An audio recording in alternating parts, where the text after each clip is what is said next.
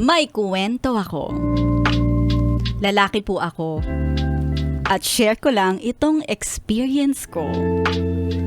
Meron po akong asawa at anak. At ako naman ay isang seaman.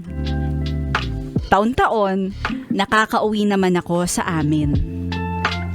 At kapag wala ako sa aming bahay, ay sinasamahan ng mga biyenan ko ang mag-ina ko. Payag naman ako para mas safe sila, habang ako naman ay nasa barko.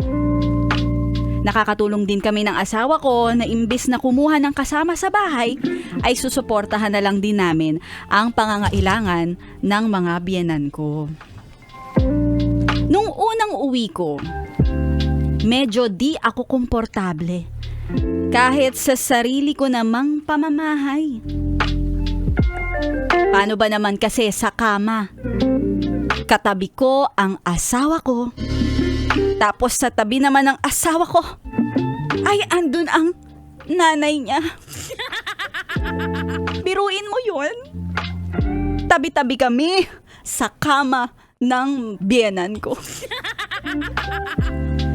Yung tatay naman ng asawa ko, nasa sahig ng kwarto na tutulog.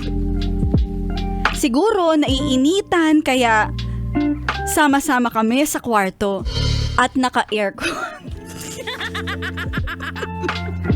Ayaw mo ng pajama party.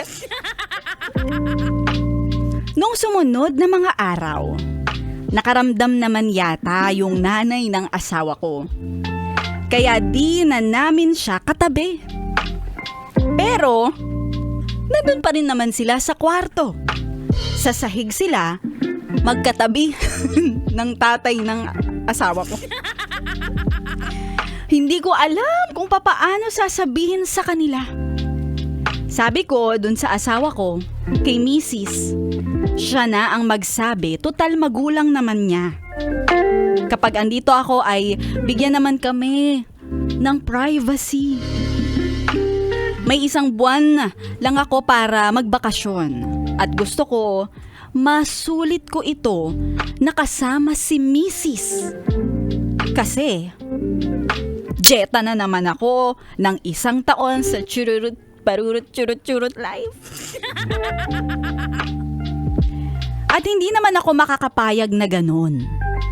Pero may respeto pa din naman ako sa mga biyenan ko. Wow, very mindful, very demure. Kaya lumalabas na lang kami ng asawa ko at mag-overnight sa Motorola. O kaya, aabot kami sa Tagaytay at magpa-park kung saan mataas ang talahiban. Ay, binabawi ko na, hindi na siya demure. Very unprofessional, very kanal, ha? Siguro, napansin ng mga biyenan ko na nagpapalipas na kami madalas sa paglabas. Kaya sila na ang nagkusa na umalis muna sa huling linggo ko bago ulit ako sumampa sa barko.